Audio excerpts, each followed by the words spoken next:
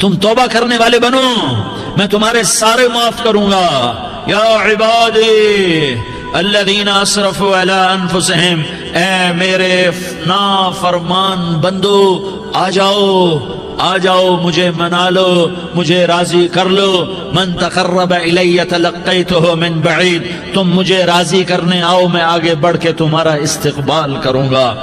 کوئی ناراض، میں کسی سے ناراض ہو جاؤں، وہ مجھے منانے آئے تو میں اس کا استقبال کروں گا یا منہ موڑ کے بیٹھوں گا اور اسے سلواتیں سناؤں گا، جلی کٹی سناؤں گا؟ میرا رب کہتا ہے لیاری کا جو مجھے راضی کرنے آتا ہے میں آگے بڑھ کے اس کا استقبال کرتا ہوں۔ میں کہتا ہوں آجا میرا بندہ، میں تو کب سے تیرے انتظار میں تھا کہ کب توبہ کرے گا اور میں معاف کروں گا، کب توبہ کرے گا اور میں معاف کروں گا۔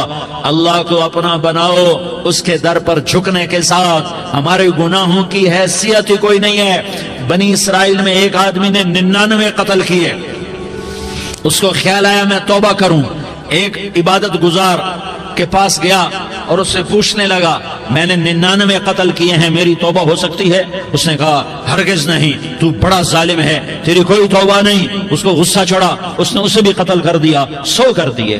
پھر اس کو خیال آیا میں توبہ کروں تو وہ ایک عالم کے پاس گیا اور اس سے پوچھنے لگا میں نے 100 قتل کیے ہیں، کیا میری توبہ ہو سکتی ہے؟ کہ بیٹا کیوں نہیں ہو سکتی توبہ؟ ہائے ہائے ہائے ہائے ہائے۔ میرا رب ایک مثال دیتا ہے، کہتا میرا بندہ تو اتنے گناہ کر کہ زمین کو بھر دے، اس خلا کو بھر دے، چاند تاروں ستاروں کو بھر دے، اتنے گناہ کر کہ آسمان کی چھت کو لگا دے، زمین سے اٹھا اور آسمان کی چھت کو لگا دے۔ اتنے گناہ کرنے کے بعد صرف ایک دفعہ کہہ دے یا اللہ معافی دے دے تو میں سارے ہی معاف کروں گا، سارے معاف کروں گا، ولا ابالی، اور مجھے کوئی پرواہ نہیں ہوگی۔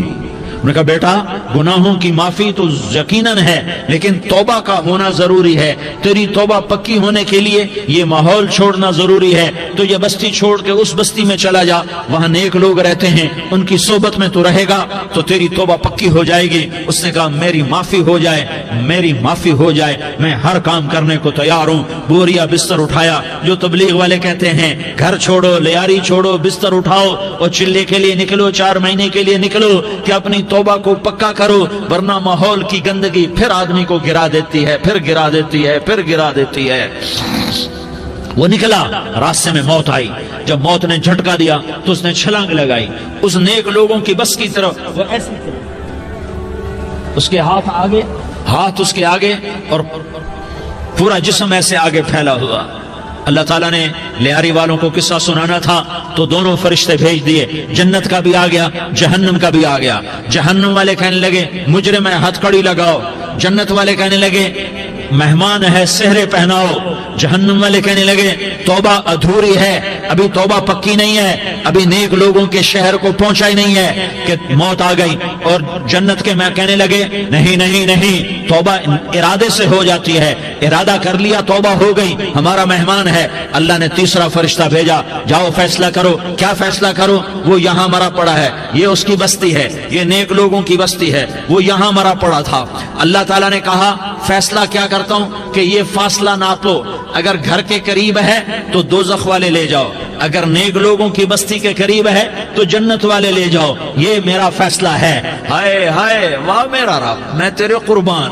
ہوا کیا تھا؟ وہ گھر کے قریب تھا اور نیک لوگوں کی بستی سے دور تھا۔ جب ناپنے لگے تو اللہ تعالیٰ نے ادھر والی زمین سے کہا جو نیک لوگوں کی بستی کی طرف سے تھی، اللہ تعالیٰ نے اس زمین سے کہا سکڑ جا، اور جو گھر والی زمین تھی اس کو کہا پھیل جا۔ ادھر کی زمین کو پھیلا دیا اور ادھر کی زمین کو سکیڑ دیا۔ جب ناپا گیا تو وہ نیک لوگوں کی بستی کے قریب ہوا۔ اللہ نے کہا لے جاؤ جنت میں، ہم نے معاف کر دیا۔ اور یہ تو بنو اسرائیل کا آدمی ہے، ہم تو محمد مصطفیٰ صلی اللہ علیہ وسلم کے امتی ہیں۔ ایک بنو اسرائیل کا آدمی، اس کا نام تھا کفل، اور روزانہ رات کو نئی لڑکی اس کے پہلو میں آتی، شراب کا دور چلتا اور زنا کا سے منہ کالا کرتا۔ ایک رات ایک لڑکی کو 60 دینار دے کر لایا۔ 60 دینار کوئی 10 لاکھ روپیہ بنتا ہے۔ کیا مال تھا کہ ایک رات کا 10 لاکھ دے کر آیا۔ جب کمرے میں داخل ہوا تو وہ لڑکی رو رہی تھی، تو کفل نے پوچھا کیوں رو رہی ہو؟ میں نے زبردستی تو نہیں کیا۔ تو وہ اس نے روتے ہوئے کہا کفل میں پیشہ ور عورت نہیں ہوں، میں عزت دار عورت ہوں، مجھے بھوک نے یہاں تک پہنچایا ہے۔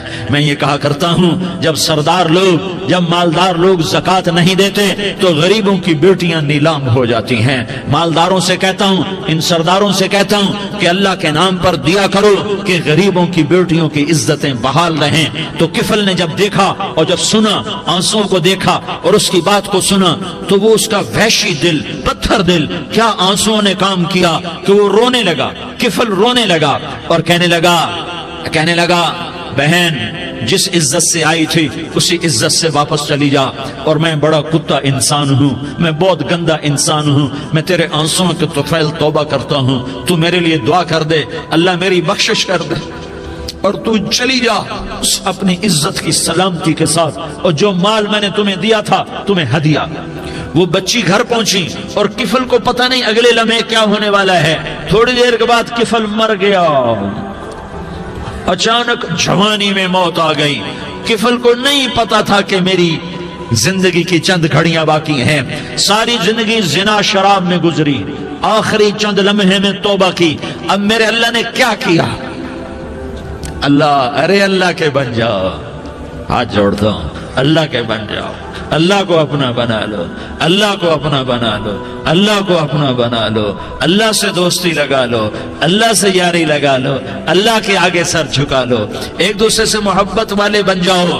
ہاں یہ وہ شخص تھا، کل اس کی میت کو دیکھ کر کوئی اس کو کندھا دینے نہ آتا، اس کے اپنے بھی اس کو غسل نہ دیتے، اس کے اپنے اس کو کفن نہ دیتے، یہ ایسا ظالم بدماش نافرمان تھا۔ ہاں سنو، کفل موسیٰ علیہ السلام کا امتی، طارق جمیل محمد مصطفیٰ کا امتی، سردار عزیر محمد مصطفیٰ کا امتی، ہمارے پیچھے محمد مصطفیٰ کے آنسو ہیں، آہیں ہیں، سسکیاں ہیں، فریادیں ہیں، دعائیں ہیں۔ یہ بنی اسرائیل کے گناہگار کے لیے کیا کر دیا۔ اگر یہ صبح پایا جاتا مردہ تو اس کا کوئی کندھا دینے والا نہ ہوتا، نہلانے والا نہ ہوتا، اسے پتھروں میں دبا دیتے۔ صبح ہوئی تو لوگوں نے دیکھا کفل کے دروازے پر بہت بڑا جیسے بینر لگا دیا جاتا ہے، پورا بینر لگا ہوا تھا، کفل کے دروازے پر لکھا ہوا تھا ان اللہ قد غفر للکفل، لوگوں اللہ نے کفل کو معاف کر دیا۔ کیا مطلب تھا معاف کر دیا؟ کہ جاؤ جنازہ پڑھو، جاؤ دفن کرو، جاؤ غسل دو، جاؤ کفن دو، میں نے کفل کو معاف کر دیا۔ میرے بھائیو اپنے اللہ سے اپنا تعلق بناؤ، اور اللہ سے تعلق بنتا ہے توبہ کے ساتھ، اس کے در پر حاضری دینے کے ساتھ، اور محمد مصطفیٰ صلی اللہ علیہ وسلم کی غلامی کے ساتھ۔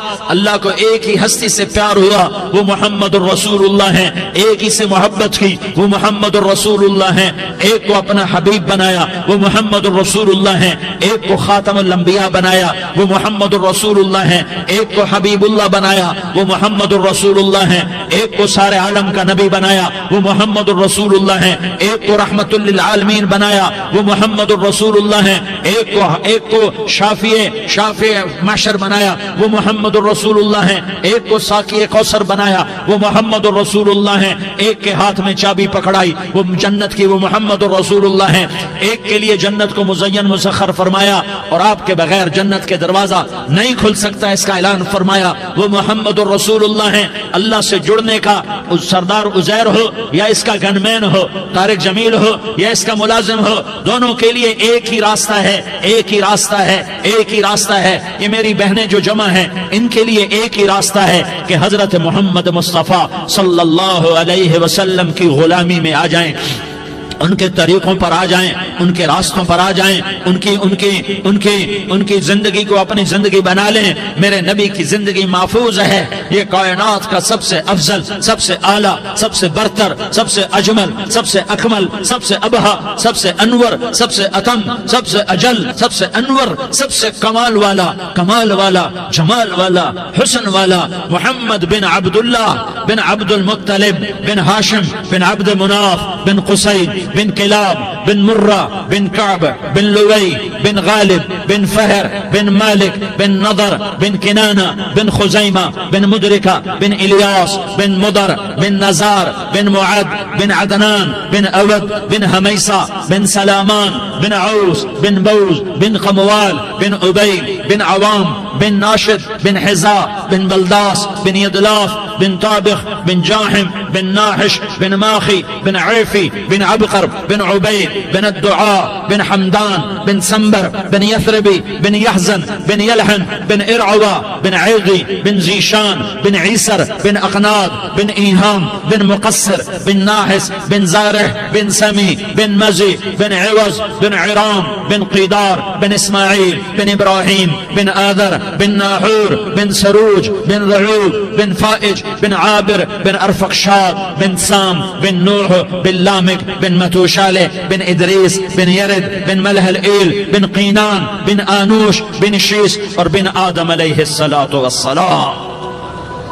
یہ میرے نبی کا نسب ہے، یہ میرے نبی کی پیڑھی ہے. دنیا میں کسی سردار کا نسب محفوظ نہیں، کسی سردار کی پیڑھی محفوظ نہیں، کسی بادشاہ کا نسب محفوظ نہیں، کسی بادشاہ صدر وزیر کی پیڑھی محفوظ نہیں. یہ محمد مصطفیٰ ہے، یہ محمد ہے، یہ احمد ہے، یہ ماہی ہے، یہ حاشر ہے، یہ عاقب ہے، یہ فاتح ہے، یہ خاتم ہے، یہ ابو القاسم ہے، یہ طٰہٰ ہے، یہ یاسین ہے. جو امت کے لیے جتنا میرا نبی رویا کوئی نہ رویا، جتنا تڑپا کوئی نہ تڑپا، جو دکھ میرے نبی نے دیکھے اس امت کو بنانے میں بچپن سے لے کر دنیا سے جانے تک کوئی نبی نہیں دیکھ سکتا. کوئی نبی ایسے یتیم پیدا نہیں ہوا، کوئی نبی ایسے یتیم پیدا نہیں ہوا، کوئی نبی ایسے فقر میں پیدا نہیں ہوا کہ کوئی عورت دودھ پلانے کے لیے تیار نہ ہو. کسی نبی کی ماں کو اللہ نے ایسے جنگل میں موت نہیں دی جیسے میرے نبی کی ماں کو اللہ نے جنگل میں اٹھایا. کسی نبی کی ماں کو اللہ نے اتنے بچپن میں موت نہیں دی جیسے میرے نبی کو میرے نبی کی ماں کو میرے اللہ نے صرف میرے نبی کی عمر 6 سال، ماں کے پیٹ میں 2 مہینے کے ہیں اور باپ کا انتقال ہو گیا. 25 سال کی عمر میں پیدا ہوئے ہیں، پتہ نہیں ہے باپ کا، باپ دیکھا ہی نہیں ہے. 6 سال کے ہو گئے ہیں، سارا کچھ ماں ہے، باپ بھی ماں ہے، ماں بھی ماں ہے.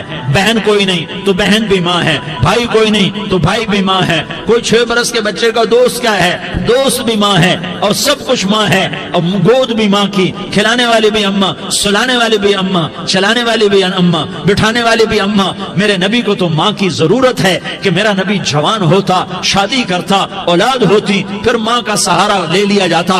ہائے میں قربان جاؤں، میرے نبی کی عمر 6 سال اور آپ مدینہ گئے ہیں اپنی ماں کے ساتھ، اپنے باپ کی اپنے خامند کی قبر کی زیارت کے لیے. حضرت آمنہ نے سفر کیا، وہاں پہنچی، 1 مہینہ قیام کیا، واپسی شروع ہوئی. ابوا کے مقام پر 3 افراد، ام ایمن، میرا نبی، میرے نبی کی ماں، 3 افراد. سن 2000 میں ابوا گیا، ابوا کے آگے جنگل میں گیا اور حضرت آمنہ کی قبر کو ڈھونڈا. میں نے زندگی سفروں میں گزار دی، میری زندگی ساری سفروں میں گزری اور سفروں میں کیفیات واردات مختلف دیکھی. میں بیت اللہ کے اندر 2 دفعہ داخل ہوا اور وہاں نمازیں پڑھی، نفل پڑھے، پر جو کیفیت میں نے حضرت آمنہ کی قبر پہ دیکھی میں نے بیت اللہ کے اندر بھی نہ دیکھی. کہ میں وہاں کھڑا ہوا 1400 سال پیچھے دیکھ رہا تھا، چاروں طرف جنگل تھا، چاروں طرف کالے پہاڑ تھے اور کانٹے دار جھاڑیاں تھیں اور چھوٹے چھوٹے کیکر تھے اور سخت ان کے کانٹے تھے، بڑے بڑے پتھر تھے، نوکیلے سنگریزے تھے اور سیاہ کالے پہاڑ تھے اور چاروں طرف. سن 2000 میں انسان نام کی شے نہ تھی. 14 صدی پیچھے میں نے مڑ کے دیکھا کہ میرے نبی کی ماں صرف 25 سال کی عمر میں ہارٹ اٹیک نے پکڑا اور آپ گری. ایسے اوپر چبوترا سا تھا، کوئی 40-50 فٹ اونچا پہاڑ ہے جہاں میرے نبی کی ماں پر موت نے وار کیا. ارے یہ موت مدینے میں آتی تو نان کے سنبھال لیتے، یہ موت مکے میں آتی تو داد کے سنبھال لیتے. کوئی دادا سنبھالتا، کوئی چاچا سنبھالتا، کوئی پھوپھی سنبھالتی، کوئی ماموں سنبھالتا. مدینے میں رشتہ دار تھے، کوئی وہاں سنبھالتا. یہ میرے رب نے کیا کیا؟ یہ لیاری والوں کو پیغام دیا کہ دیکھو دیکھو اپنے نبی کے مصائب دیکھو. تم جھک جاؤ، سہ جاؤ اللہ اور اس کے رسول کی رضا میں، پی جاؤ، سہ جاؤ، تو تمہیں عزت کے تاج مقدر، تمہیں کامیابی مقدر، تمہیں عزت مبارک، تمہیں کامیابی مبارک، تمہیں رحمت مبارک، تمہیں جنت مبارک، تمہیں اللہ کی رضا مبارک۔ ظالم کے ساتھ کبھی میرا رب نہ ہوا، مظلوم کو میرے رب نے کبھی تنہا نہ چھوڑا۔ مظلوم کافر بھی ہو تو اللہ اس کا ساتھی ہے، مظلوم کافر بھی ہو تو اللہ اس کا ساتھی ہے۔ میں قربان جاؤں، میرا وجود کانپ رہا تھا، یہاں میری ماں مری، میں 45 سال کا تھا، لیکن میں صدمہ نہیں بھول پایا۔ اور میرے نبی کی عمر تو صرف 6 سال، اور ماں کو اٹیک ہوا اور ماں گری ہیں اور تڑپی ہیں اور پہلو بدلے اور بولا نہیں جاتا، اور اللہ کے نبی اماں اماں کہتے ہیں، آگے جواب نہیں آتا ہے، ماتھے پہ پسینہ ہے، اور مجھے ہارٹ اٹیک ہوا۔ اس لیے میں کہتا ہوں کہ ہارٹ اٹیک ہوا ہوگا حضرت آمنہ کو، کسی کتاب میں نہیں پڑھا، جو کیفیت ان پر آئی اس سے میں قیاس کرتا ہوں کہ ہارٹ اٹیک ہوا ہوگا حضرت آمنہ کو۔ پسینہ ہے، بولا نہیں جا رہا، اور ایسے تڑپ رہی ہیں اور پہلو بدل رہی ہیں، اور اللہ کے نبی سہمے ہوئے، ڈرے ہوئے۔ کاش تم وہ جگہ دیکھتے، تم لیاری کے لاکھوں کروڑوں کی آبادی میں کیسے سمجھو کہ میرے نبی پر کیا آفت آئی، کیا امتحان آیا۔ ہٹو بچوں کے شور میں تم کیا سمجھو گے کہ دو جہان کے سردار پہ کیا قیامت ٹوٹی ہے، کیا دکھ نہیں دیکھ